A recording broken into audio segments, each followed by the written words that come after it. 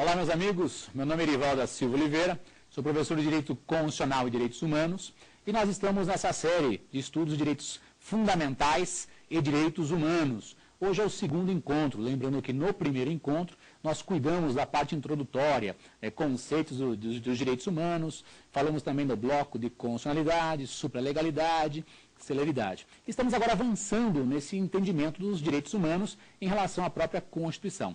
Então hoje nós estamos no segundo encontro, nós vamos ver aí as gerações ou dimensões de direitos, que tem maior incidência em prova, e as características dos direitos humanos. É importante para nós temos o e-mail do Saber Direito, né? saberdireito@stf.jus.br. Hoje, nessa aula de hoje, que diz respeito às gerações ou dimensões de direitos e características dos direitos humanos vinculados à nossa Constituição, nós contamos com a ilustre presença da Amanda, né, da Juliele e da Manuela. Então, sejam bem-vindas as alunas aí, a Amanda, a Juliele e a Manuela. Tranquilo? Vamos começar o nosso encontro de hoje, então. Meus amigos, muito importante comentar o tema direitos humanos e vamos fazer aquele introito, né? Já disse, é importante saber para concurso. Nós temos os direitos do homem, os direitos fundamentais, são aqueles direitos do homem consignados, previstos na Constituição de um Estado, de um país, e temos também os direitos humanos, que são aqueles direitos do homem e ou fundamentais, previstos, assegurados, estabelecidos em tratados de direitos humanos. Lembrando que o nosso país, Brasil, ele faz parte dos sistemas de proteção. Do sistema ONU de proteção, sistema da ONU de proteção, e do sistema da OEA, sistema da Organização dos Estados Americanos. ONU, Organização das Nações Unidas, OEA, Organização dos Estados Americanos. O Brasil faz parte dos dois sistemas, portanto, temos tratados universais ou internacionais que temos que respeitar direitos humanos, por exemplo, o Estatuto de Roma, o PIDCP, o PIDESC, e do sistema regional, por exemplo, a Convenção Americana de Direitos Humanos, ou a Convenção Americana de Combate à Tortura, etc. Nós fazemos parte dos dois sistemas, temos que obedecer àqueles tratados que nós alunimos, tanto do sistema da ONU, global, quanto do sistema regional da OEA. E nesse avanço do conhecimento, do aprofundamento do conhecimento com relação aos direitos humanos, hoje nós vamos mexer inicialmente com as gerações ou dimensões de direitos. Então preste atenção. Meu caro, quando se fala em dimensões ou gerações de direitos, uma obra, a obra introdutória que você deve ler, se você quiser, chama-se A Era dos Direitos, de Norberto Bobbio. Então, lá na Era dos Direitos de Norberto Bobbio, ele vai trazer para nós esses conceitos de gerações de direitos. Bom, existe uma celeuma muito grande, até o professor Canutilho critica o termo gerações, que não é adequado, porque dá a ideia de que uma geração está sucedendo a outra, e o mais adequado, sugerem, né, ultimamente, a questão de dimensões de direitos. Bom, primeira coisinha é algo muito simples. Quando se fala em geração ou dimensão de direitos mais atuais, você entenda no seu caderninho e anote. Gerações ou dimensões de direitos. Trata-se de uma criação doutrinária. Meus caros, está vinculado a uma criação doutrinária. Então, isso pode variar de autor para autor. Ok? Pode variar de autor para autor. Tranquilo? Então, uma criação doutrinária. Sim. E você continua, né, com a sua vontade de saber, perguntando, mas o que vem a ser essas gerações ou dimensões de direitos? Daí você anote, né? Meus caros, essas gerações ou dimensões de direitos correspondem ao quê, professor? Anotem. É a valorização de certo direito,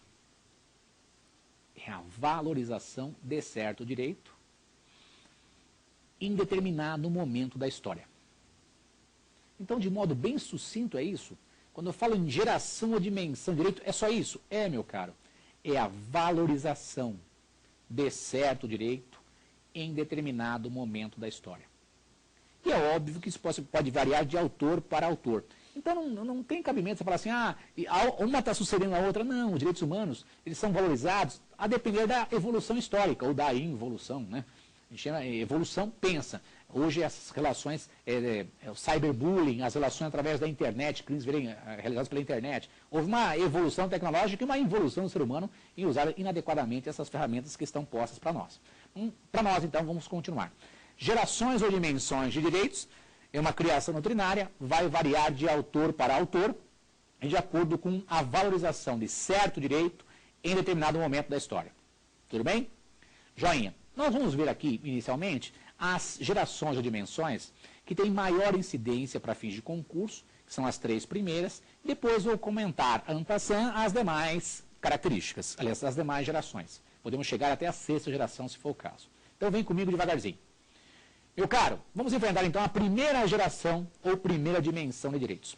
E você anote no seu caderninho, essa primeira dimensão ou primeira geração, o que ela quer fazer? Ela quer proteger o indivíduo, proteger a pessoa. Então você anote, por favor, que a primeira geração ela visa, ela objetiva proteger a pessoa, proteger o indivíduo, proteger a pessoa, proteger o indivíduo.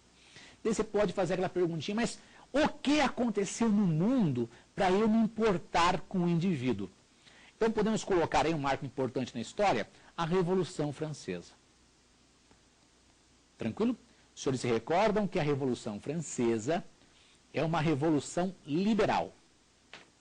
E como tal, quando se fala em revolução liberal, pensa, eu quero libertar alguém que está sendo oprimido por outrem. Eu vou libertar alguém que está sendo oprimido por outrem. Então, as revoluções liberais, entenda, a Revolução Francesa, o que ela queria libertar? Libertar o povo oprimido. E você que estudou o tema sabe que um motor, né, o mote, a força propulsora para a Revolução Francesa foi aquele panfleto pequenininho, escrito pelo abade francês Emmanuel Sieyès, ou Sieyès para alguns, o Sieyès, o abade Sieyès, que escreveu um panfletinho chamado O que é o Terceiro Estado? Meus caros, nesse panfletinho O que é o Terceiro Estado, o que ele faz? Ele diz, olha massa, vocês podem dominar o Estado, que é um ente abstrato. Olha massa, o rei está abusando, nós podemos derrubar o rei. E nós vamos, se for o caso, fazer uma Constituição para dividir o poder, para controlar o poder. Então o CIE faz o quê? Ele atrela o direito natural, que é o direito de nós nascermos, vivermos, morrermos, esse direito que a gente controla, o direito natural, trouxe e atrelou esse direito natural ao direito de fazer uma rebelião, uma revolução e questionar e contestar o poder até então estabelecido. Então, a mola propulsora da Revolução Francesa é esse panfletinho, o que é o Terceiro Estado. Que a CIE falou o quê? Olha, Terceiro Estado, porque nós tínhamos a igreja e a nobreza, o Terceiro Estado era a massa. Olha a burguesia, vamos se juntar, nós sustentamos o Estado, vamos participar desse poder aí. O rei está abusando, vamos tirar esse cara daí. Bom, importante para nós. A Revolução Francesa, lembra a Revolução Francesa? Ela é comemorada com a queda da Bastilha, que ocorreu em 14 de julho de 1789. Em 14 de julho de 1789, nós temos a queda da Bastilha. E você conhece um pouquinho de história, sabe que na Bastilha ficavam os presos políticos, os presos contrários ao regime estabelecido. As pessoas contrárias ao rei. E é lógico, pessoas que tinham título, porque se não tinha título ia para o vinagre mesmo, né? Ia ser executado. Tranquilo? Então, aquela pessoa de titulação que era contrária ao rei, né? O duque, etc. Tal. Bom, para nós aqui, filhão, a Revolução Francesa, que é uma revolução liberal, procurava questionar o poder constituído. Ok? Então, por conta dos abusos das monarquias absolutistas, tivemos revoluções liberais, dentre elas a Revolução Francesa, que era da Bastilha, 14 de julho de 1789. Meu caro, vem comigo. Após a queda da Bastilha, foi aprovado pelo parlamento francês uma declaração. Daí você anote, por favor, cuidado com esse tema na prova. É a Declaração de Direitos do Homem e do Cidadão. Declaração de Direitos do Homem e do Cidadão. Ela é de 26 de agosto do mesmo ano. 26 de agosto de 1789. 26 de agosto de 1789. Esse documento aprovado pelo parlamento francês, qual que é a ideia? Viger, valer na França. Só que as ideias ali contidas são tão importantes que elas se expandem pelo mundo. Então as ideias libertárias que constam da Declaração de Direitos do Homem e do Cidadão de 1789, aprovada pelo parlamento francês, cuja ideia era viger na França, se espalham pelo mundo. E lá tem ideias importantes. Então anote, por exemplo, o que estava previsto lá, que vai se expandir pelo mundo. Primeira ideia importante, anote se você quiser. Primeira ideia, que um país, para existir, tem que ter uma Constituição escrita. Então, um país tem que ter uma Constituição escrita. Meus caros, quando se fala em Constituição escrita, vocês se recordam, né? É um documento com começo, meio e fim, um documento único e solene, que contém a estrutura do país. Então, uma Constituição escrita, um documento que tem começo, meio e fim. Meus caros, nesse documento que tem começo, meio e fim, nós vamos ter lá o quê? Nós teremos lá a estrutura do Estado, a divisão de poderes, os direitos e garantias individuais. Então, para fins de concurso, a ideia de poder constituinte, para a grande maioria dos doutrinadores constitucionalistas, está lá na Revolução Francesa, está lá nessa Declaração de Direitos do Homem e do Cidadão. Então, todo país tem que ter uma Constituição escrita. Quem vai fazer essa Constituição? Os representantes do povo. Você recorda da faculdade? O povo elege uma Assembleia Nacional Constituinte para fazer uma Constituição. Essa é a ideia do poder constituinte originário. Então, podemos afirmar que o poder constituinte originário tem vinculação com a Revolução Francesa, tem vinculação com a Declaração de Direitos do Homem e do Cidadão. Professores, alguns dizem que o originário estaria previsto lá desde a Constituição Americana, de 1787. Olha, meu caro, de fato, alguns citam que a Constituição primeira feita após esses movimentos liberais seria a Constituição Americana de 1787. Mas os Estados Unidos, à época, não tinham tanta relevância quanto a França. Então, por isso que se dá mais ênfase e mais importância à Declaração de Direitos do Homem e do Cidadão, aprovada pelo parlamento francês, cuja ideia era limitar o poder no Estado. Como é que eu vou limitar o poder do Estado? Por meio de uma Constituição escrita. Importante. O que tem que ter nessa Constituição? Tem que ter a separação dos poderes. Daí, importante, na Constituição escrita tem que ter a separação dos poderes. Separação dos poderes tem inspiração no Charles de Secondat Montesquieu ou no Barão Montesquieu, né? Lembra a separação dos poderes? Que foi escrito naquele livro O Espírito das Leis de Montesquieu, que um Estado tem que ter os três poderes, legislativo, executivo e judiciário. Para que serve essa separação dos poderes? Para evitar a concentração na mão do monarca.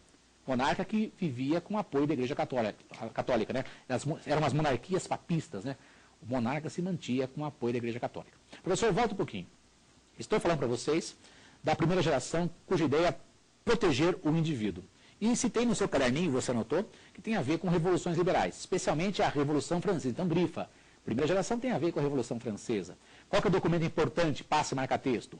Declaração de Direitos do Homem e do Cidadão, que é aprovada pelo parlamento francês. Qual que é a ideia? Viger, valer na França. Só que é tão importante as ideias que lá estão contidas que se espalham pelo mundo. A ideia de poder constituinte originário. O povo eleger representantes para fazer uma Constituição. Quando eu tenho uma Constituição que estabelece começo, meio e fim, lá é prevista a separação dos poderes. E o principal é, anote agora, por favor, destaque no seu material, e lá está previsto os direitos e garantias individuais, para alguns fundamentais, escrito na Constituição. Esses direitos e garantias individuais correspondem à proteção do indivíduo. Coloque no seu caderninho, por favor. Direito à vida, direito à liberdade.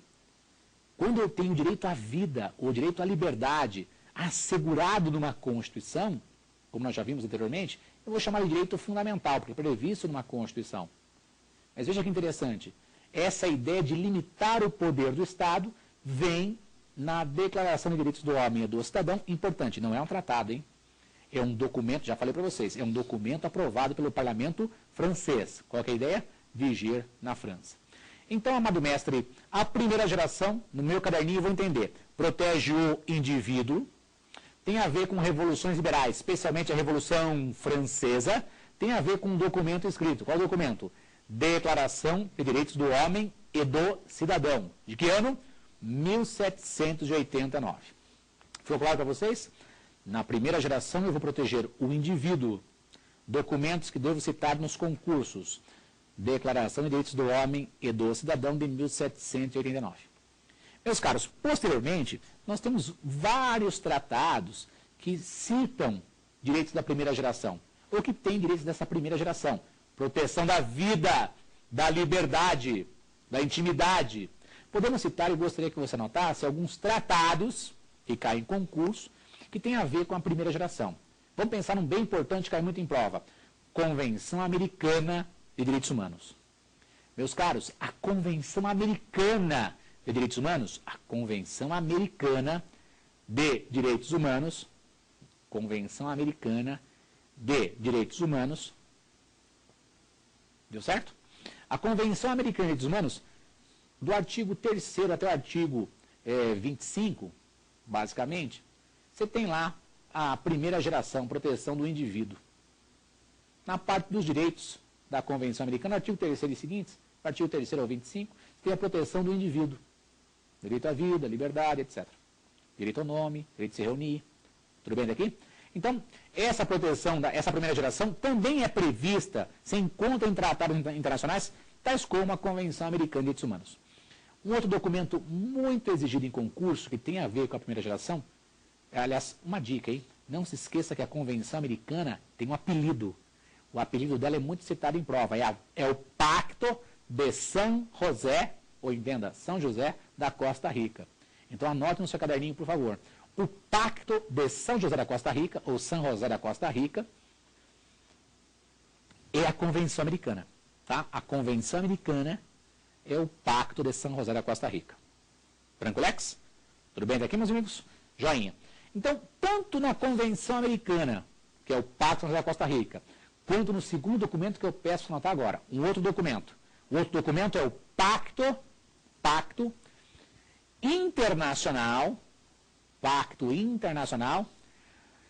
de Direitos, Pacto Internacional de Direitos Civis e Políticos, Pacto Internacional de Direitos Civis e Políticos. Ele é de 1966. E é conhecido pelo apelido como Pacto de Nova York. É um dos pactos de Nova York. Professor, você não falou qual que é o ano da Convenção Americana? Ah, Convenção Americana eu esqueci, mas anote aí. A Convenção Americana é de 1969. A Convenção Americana é de 1969. Agora, e tratados que vieram depois, importantes, que têm a ver com a primeira geração? São perguntados em prova. Nós temos Convenção Americana de Direitos Humanos, cujo apelido é Pacto de São José da Costa Rica, que é de 1969. Tudo bem até aqui? Essa convenção americana é do sistema regional da OEA. Se você quiser colocar essa dica, a convenção americana pertence ao sistema regional da OEA. Lembra o que é a OEA? Organização dos Estados Americanos. Muito bem. Citei também para vocês o Pacto Internacional de Direitos Civis e Políticos, cuja abreviatura é PIDCP, Pacto Internacional de Direitos Civis e Políticos. O ano dele? 1966. Onde é que foi assinado? Lá em Nova York. É um dos pactos de Nova York. Não se esqueça que o PIDCP pertence ao sistema global, entenda, sistema da ONU. Então anote no seu caderninho, por favor. O PIDCP tem a ver com o sistema global, o sistema da ONU. Lembra o que é a ONU? Organização das Nações Unidas. Então, nos vários concursos que vai prestar na sua vida profissional, ou até para você citar nas suas petições iniciais, cite nas petições iniciais os tratados internacionais. Você tem a afinidade do magistrado. E você sabe, nós vimos na primeira aula, que os tratados de direitos humanos são normas supralegais, estão acima da legislação comum. Se você vai escrever uma monografia de conclusão de curso, ou uma dissertação de mestrado, ou uma tese de doutorado, você tem agora uma vasta gama de assuntos para tratar em relação aos direitos humanos. Por exemplo, no nosso caso, vamos refrescar um pouquinho, esquece um pouquinho o tema de hoje, pensa aqui comigo. A lei de execução penal, ele está abaixo da Convenção Americana. Se houver contrariedade, tem que prevalecer o quê? O texto da Convenção Americana. Ok?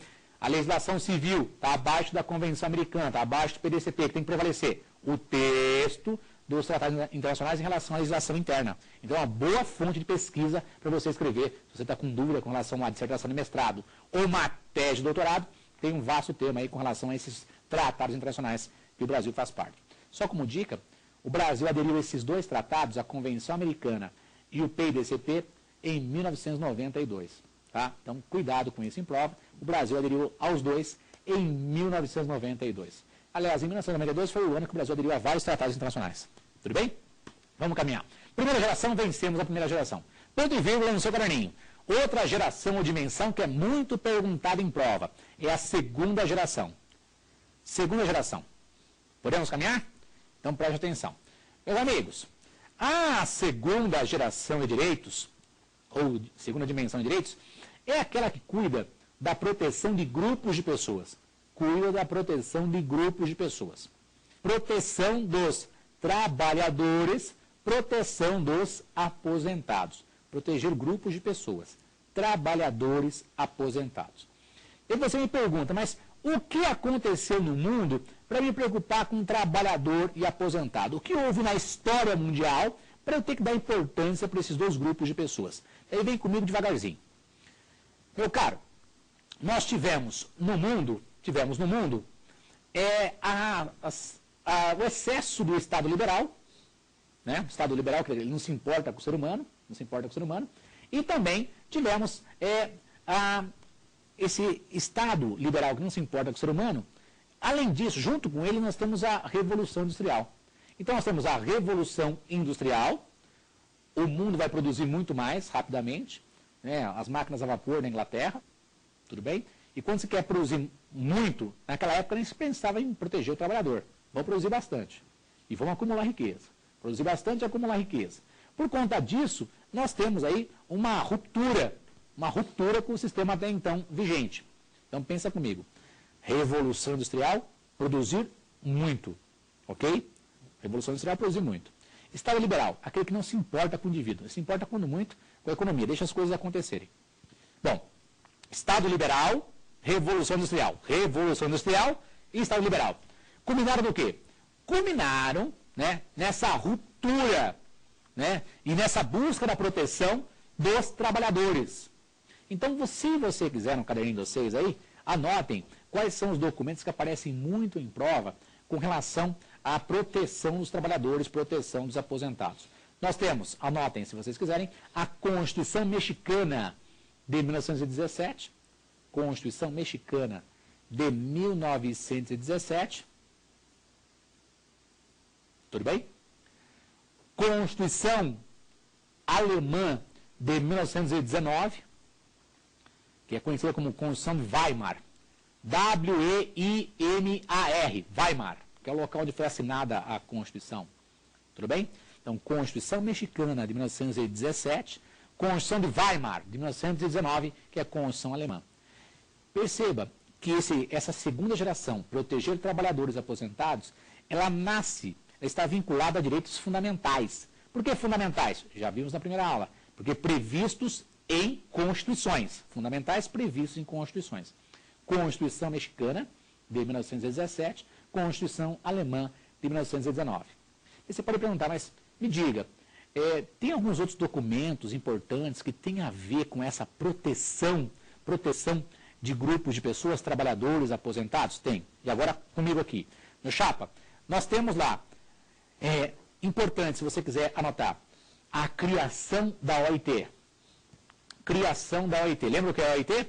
Da Organização Internacional do Trabalho. Criação da Organização Internacional do Trabalho. Criação da OIT. E você sabe que a OIT ela foi criada no Tratado de Versalhes, de 1919. Foi criado em 1919, Tratado de Versalhes. Um anexo do Tratado de Versalhes. Foi criada a Organização Internacional do Trabalho. Então, perceba que é o início do século passado, proteção de trabalhadores, proteção de aposentados. Ok? Direito previdenciário, direito do trabalho. Tá. Professor, importante, tem algum documento do sistema regional da OEA que tem a ver com essa proteção da segunda geração? Tem. Aí anote, por favor. No sistema regional da OEA, quer dizer, no sistema da Organização dos Estados Americanos, no sistema regional da OEA, é interessante você colocar no caderninho de vocês protocolo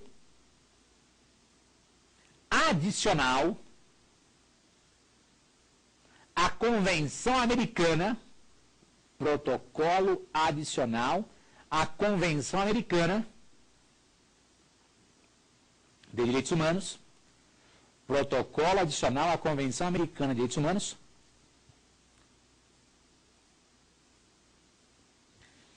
sobre direitos econômicos, sociais e culturais. Vou repetir. Protocolo adicional à Convenção Americana de Direitos Humanos. Professor, é um protocolo adicional ao Pacto de São José da Costa Rica? Isso, filhão. Sobre direitos, em relação a matérias quais? Direitos econômicos, sociais e culturais. Direitos econômicos, sociais e culturais. Esse protocolo é de 1988. Ok? Esse protocolo é de 1988, é conhecido como Protocolo de San Salvador, que é a capital de El Salvador. Então, o apelido dele é Protocolo de San Salvador, que é a capital de El Salvador. Então, meus caros amigos, vejam interessante, a segunda geração protege grupos de pessoas, grupos de indivíduos. O que eu vou pensar em, por que eu tenho que valorizar, proteger esses grupos de pessoas? Tivemos o quê? A Revolução Industrial, produzir muito e pouco importa o trabalhador, e excesso de riqueza e o de ombros, né, não fazer nada do Estado liberal. Surgem movimentos no mundo, temos a Constituição Mexicana de 1917, Constituição Alemã de 1919, a criação da OIT em 1919 e no sistema regional da OEA, muito tempo depois, o Protocolo Adicional à Convenção Americana de Direitos Humanos sobre Direitos Econômicos, Sociais e Culturais. Tudo bem até aqui? Importante constar no seu caderninho, daí você faça uma marquinha, destaque no seu caderninho, por favor. Os direitos de primeira geração têm que ser aplicados de imediato. Então, se um país aderir a um tratado, a um documento que trata da primeira geração, tem que aplicar de imediato. Respeitar de imediato. Ok? Quando se fala em direitos da segunda geração, direito ao trabalho, direito à aposentadoria, põe no seu caderninho os exemplos, né? Direito à segunda geração, direito ao trabalho, direito à aposentadoria, direito à educação, direito à cultura, são os exemplos campeões de prova, tá? Direito ao trabalho, direito à educação, direito à cultura, direito à aposentadoria. Tudo bem até aqui? Esses direitos de segunda geração, eles são implementados progressivamente. É a aplicação progressiva, chamada de aplicação diferida.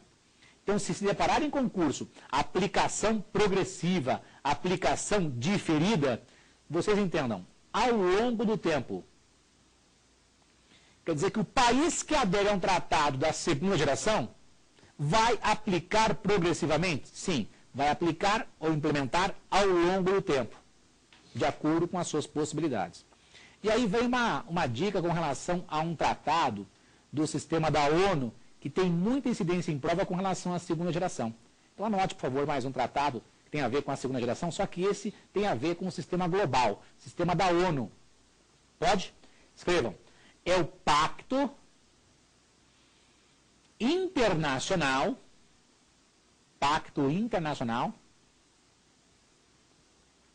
de Direitos Econômicos,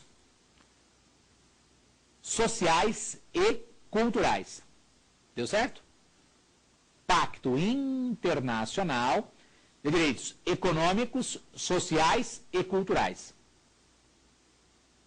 A abreviatura dele, muito fácil, é o PIDESC.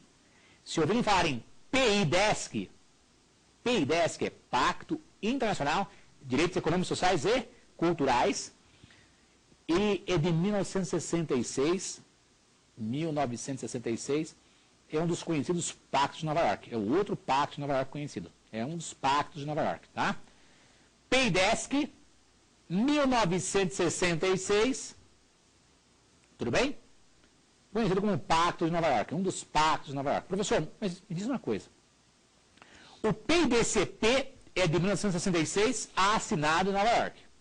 Tá. O PIDESC é de 1966, também assinado em Nova York. Por que dois pactos na mesma cidade, no mesmo ano, mas com objetos distintos? Por conta da Guerra Fria. Na época, havia lá o capitalismo, o sistema americano, e o comunismo, a ex-União das Repúblicas Socialistas Soviéticas. Então, por conta disso, dessa dicotomia, o PIDCP tem vinculação no sistema americano, o PIDESC tem a ver com o sistema da ex-União Soviética. Então, por isso criaram dois pactos para proteger os seres humanos na mesma época. Agora, não se esqueça, PIDCP, um país aderiu a ele, aplicação de imediato. PIDESC, um país aderiu a ele, aplicação progressiva. Tudo bem? O Brasil aderiu aos dois pactos, o PIDCP e o PIDESC, em 1992. Joinha? Tá, isso é importante? É importante. Bom, primeira geração protege o indivíduo, segunda geração protege grupos de indivíduos. Quem? Trabalhadores, aposentados. Não se esqueça, primeira geração aplicação de imediato, segunda geração aplicação progressiva, programática, ao longo do tempo. Vai ficar a critério do país implementar. Agora, põe no caderninho de vocês, por favor, cuidado. Escreva no caderninho de vocês, cuidado. Por que cuidado?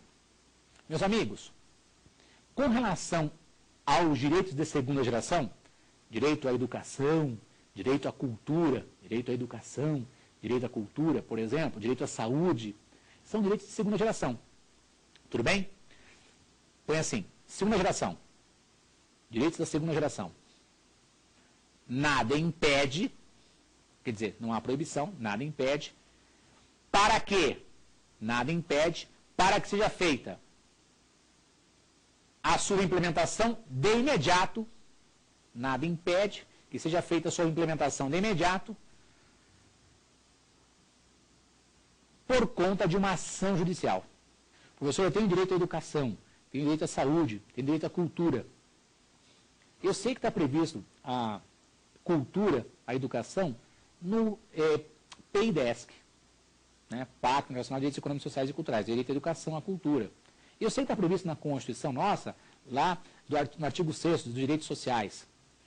Meu amigo, o país que aderiu ao PIDESC para implementar isso aí vai ser progressivamente. Agora, nada impede que num caso concreto, eu, advogado, ingresse com mandado de segurança ou com uma ação ordinária com tutela antecipada, para que o meu cliente consiga fazer a matrícula do seu filhinho na escola pública X. Ou que ele consiga a internação, ou que ele consiga aquele remédio, ou ele consiga ter acesso à cultura. Entenda, os tratados de segunda geração, a aplicação pelo país é aplicação programática ao longo do tempo, ok? Nada impede que eu acione o Poder Judiciário para ter acesso de imediato para resolver o caso do meu cliente. Isso hoje em dia, o pessoal critica muito, é o ativismo judicial ou neoconstitucionalismo, né? As pessoas acionam o Poder Judiciário para que ele ajude a implementar direitos sociais que o país, se deixar sem cobrar, vai demorar muito para realizar. Direito à moradia é um direito social. Ah, professor, tem as questões das enchentes que sempre acontecem em certa região. Falta as defensorias públicas e o próprio Ministério Público acionar o Poder Judiciário para que dê uma moradia digna. Moradia digna é aquela que não é em local que sempre alaga. Tranquilo? É que o pessoal costuma não adotar ou enfrentar esse tema porque tem medo do Estado. E por conta disso, quem paga o pato é o pobre que tem a casa sempre inundada pela enchente. Porque ninguém vai lá sofrer e fazer a coisa acontecer. Mas tem mecanismos legais para resolver isso aí? A Constituição, os tratados internacionais sobre o tema. É que falta vontade dos operadores e do próprio Estado em resolver a treta, resolver o problema. Beleza? Bom, segunda geração é isso. Meu caro, vamos para a terceira geração. Meu amigo, a terceira geração, ou terceira dimensão, é aquela vinculada, ligada à proteção de um número indeterminado e indeterminável de pessoas. Então, a terceira geração vai proteger um número indeterminado e indeterminável de pessoas. Amado mestre, quer dizer que eu não consigo quantificar quem é que vai ser atingido? Isso mesmo, meus amigos. Professor, eu vou colocar assim, proteger todo mundo. Fica à vontade, cara. Primeira geração, protege o indivíduo. Segundo, grupos de pessoas. Terceira, todo mundo. E vem a pergunta, mas por que eu tenho que me preocupar com todo mundo? Por que eu tenho que me preocupar com uma universalidade de pessoas? Daí você anote. Na história, o que nós tivemos? Fim da Segunda Guerra Mundial. Fim da Segunda Guerra Mundial. Então, o fim da Segunda Guerra Mundial, se constataram absurdos no mundo. Nós tivemos bombas atômicas contra populações civis, Hiroshima e Nagasaki. Tivemos a verificação, a constatação dos campos de concentração, os campos de concentração nazistas. pessoas que não tinham nada a ver com o conflito, por uma questão de raça, de cor, de sexualidade, eram segregadas em campos de concentração e lá eram testadas, mortas, etc. Isso tem que voltar a ocorrer? Óbvio que não. Eu tenho que impedir que isso volte a acontecer, volte a ocorrer. E aí, acabou a Segunda Guerra Mundial. O que é criado no mundo para evitar esses abusos contra todo mundo? Aí você anote no seu caderninho, por favor. Criação da ONU. Criação da ONU. A criação da ONU se deu através da Carta da ONU. Carta da ONU que é de 1945. Carta da ONU, 1945. A Carta da ONU foi assinada lá em São Francisco, nos Estados Unidos da América. Então, criação da ONU. Carta da ONU, assinada em São Francisco, em 1945. Muito bem. Professor, quer dizer que com a Carta da ONU, a ideia é que nós vamos criar um organismo para proteger todo mundo? Sim, proteger todo mundo. Bom, no sistema global, que é o sistema da ONU, depois da Carta da ONU, nós temos também a aprovação da Declaração Universal de Direitos do Homem e do Cidadão. Declaração Universal de Direitos do Homem e do Cidadão, que o mais correto para fins de concurso é Declaração Universal de Direitos Humanos. Declaração Universal de Direitos Humanos. Essa é a terminologia mais correta, mais adequada. A abreviatura é a famosa DUD, Declaração Universal de Direitos Humanos. Essa DUD, entenda, Declaração Universal de Direitos Humanos, ela é de 1948. Né? O mentor dela é o Renan Cassin, é um mentor intelectual, o cara que batalhou para ser aprovado. E essa Declaração Universal de Direitos Humanos, de 1948, é aprovada em Paris, lá na França. Ok? Professor, quer dizer que esse sistema, essa terceira geração que vai proteger todo mundo, tem a ver com a Carta da ONU, cria a Organização das Nações Unidas, com a Declaração Universal de Direitos Humanos, cuja ideia é proteger todo mundo? Sim. Professor, me dá um exemplo de um tratado que tem a ver com a terceira geração. Aí você anote, o Estatuto de Roma. O Estatuto de Roma, ele criou o Tribunal Penal Internacional. E qual que é o objetivo do Tribunal Penal Internacional? Coibir crimes contra a humanidade. Proteger todo mundo. Deu certo? Ficou claro? Primeira geração, protege o indivíduo. Segunda geração, protege grupos de indivíduos. Terceira geração, vou proteger todo mundo. Agora, importante. Como eu disse para os senhores que é uma criação doutrinária, essa criação de direitos, né? Essa geração de direitos, há quem estenda essas gerações ou dimensões até a sexta geração, por exemplo. Né? Alguns entendem que a quarta geração, eu vou proteger o futuro, desenvolvimento científico, tecnológico, células-tronco, DNA, a nanotecnologia. Então, a quarta geração teria a ver com essa proteção, essa vinculação do futuro, proteger o futuro. Ok? Quarta geração. Há quem entenda que a quinta geração seria buscar uma paz universal, proteger algo mais distante, mais voltado ao futuro. Há quem entenda que a sexta geração seria a proteção da água potável. Ok? Então, a depender do autor, você pode encontrar quarta geração, desenvolvimento científico e tecnológico. Quinta geração, a questão da paz universal. Sexta geração, a questão da água potável. Se você quiser ler sobre o tema, as obras do professor Paulo Bonavides, vai falar da quarta e da quinta gerações. Tá? Paulo Bonavides, por exemplo. Né? Tem o professor Zumar Fachin, que fala da sexta geração da água potável, o professor lá do Paraná.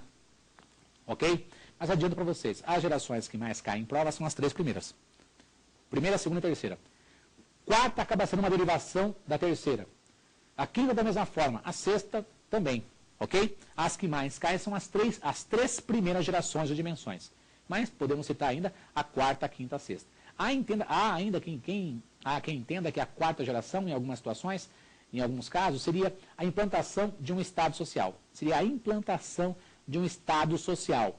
Entenda, todo mundo tem acesso aos benefícios da democracia, à informação, etc. Então, pode variar de autor para autor. Não tenha dúvida, as 3 primeiras não costumam variar e é isso que está no seu caderno. Primeira geração, protejo o indivíduo. Segunda geração, grupos de indivíduos. Terceira, todo mundo. Ok? Primeira geração, onde é que eu vejo a primeira geração na nossa Constituição Federal Brasileira? Primeira geração, proteção do indivíduo, artigo 5º. Eu sempre brinco com os alunos, está sem fazer nada, lê o artigo 5º. Não quer levar o cachorro para passear, fala que tem que ler o artigo 5º. Não quer ir na feira, fala que tem que ler o artigo 5º. Ok? Artigo 5º tem tudo a ver com a primeira geração. Ponto e vírgula no seu caderninho. Direitos da segunda geração. Do artigo 6º ao artigo 11 da nossa Constituição, mexe com a segunda. Do 6º, artigo 6º ao artigo 11, tem a ver com a segunda geração. Direito ao trabalho. Ok? Basicamente, cai muito em prova, tome cuidado com isso, né? E com relação à terceira geração na nossa Constituição, anote aí a proteção do meio ambiente, artigo 225. Artigo 225 da Constituição, proteção do meio ambiente. Tem tudo a ver com a terceira geração. Tudo bem? Tudo a ver com a terceira geração. Meu amigo, com isso nós enfrentamos a questão das gerações, das dimensões. Ok? Como nós havíamos combinado, vou comentar com os senhores no encontro de hoje outro tema. O próximo tema são as características. Anote no caderninho de vocês, por uma linha, né? Características dos direitos humanos ou características dos direitos. Meus caros, isso pode variar muito de autor para autor, ok? Pode variar muito de autor para autor. Mas dentre as características que nós temos algumas características previstas em documento internacional. E por conta disso cai muito em prova.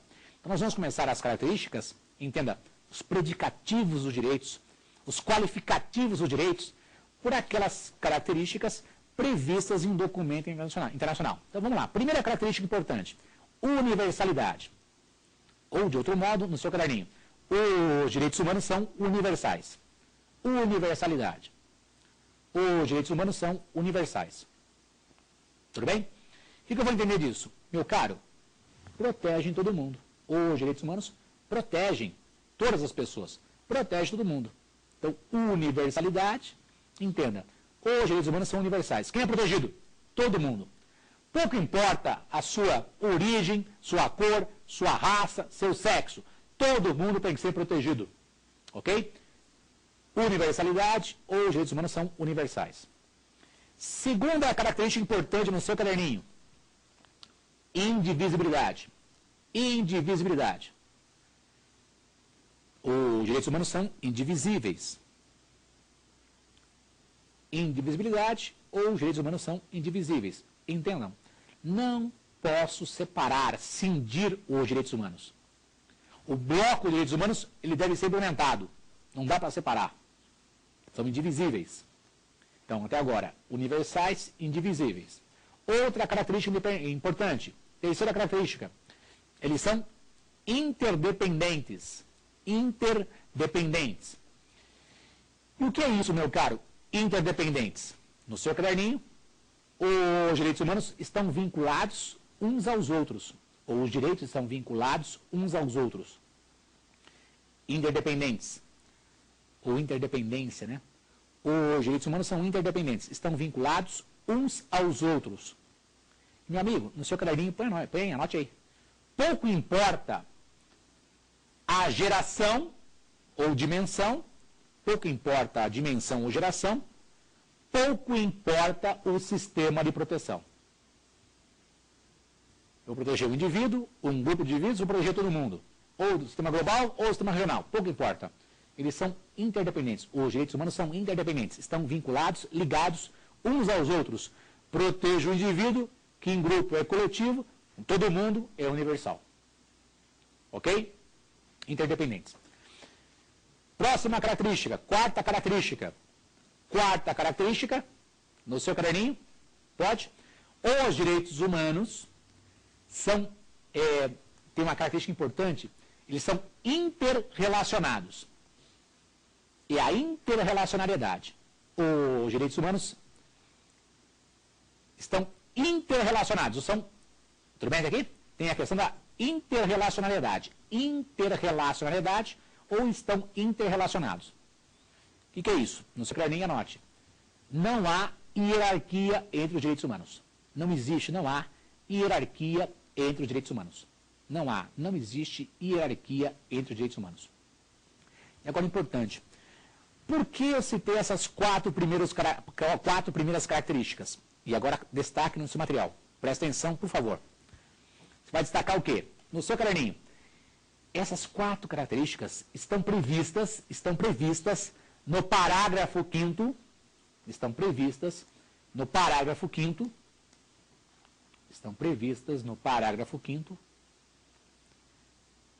da Declaração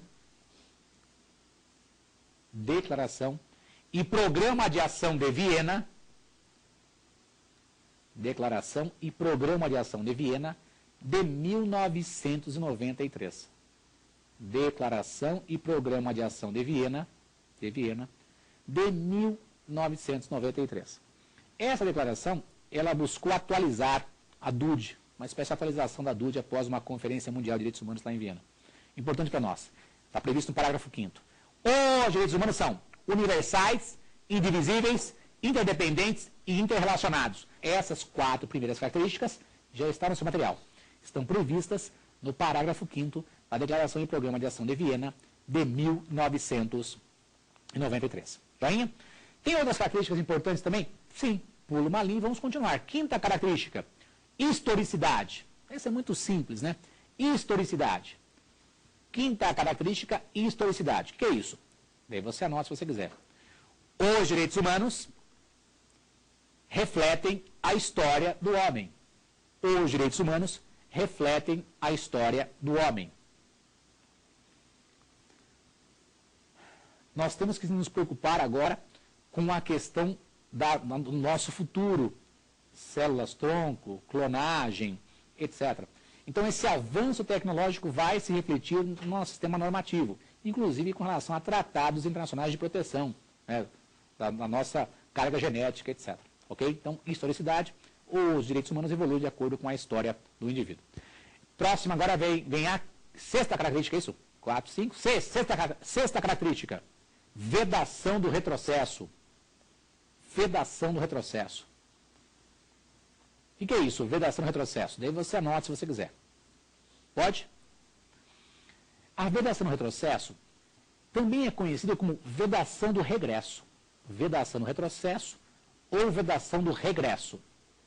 Regresso. Vedação do retrocesso ou vedação do regresso. Mais uma característica pequenininha e rápida. Imprescritibilidade. Imprescritibilidade. Imprescritibilidade. Quando é dito imprescritibilidade, os direitos humanos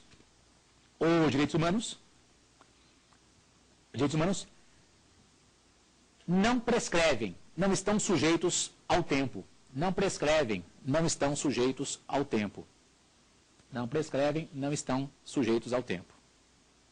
Não prescrevem, não estão sujeitos ao tempo. Beleza? E uma última dica que cai muito em concurso é a limitabilidade. Última característica, limitabilidade. Limitabilidade.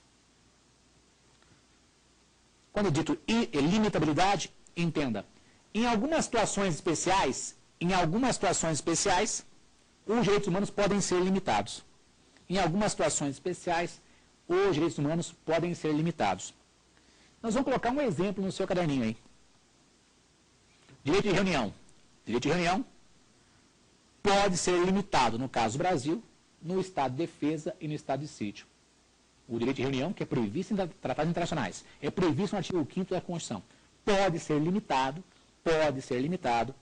na vigência do estado de defesa e na vigência do estado de sítio.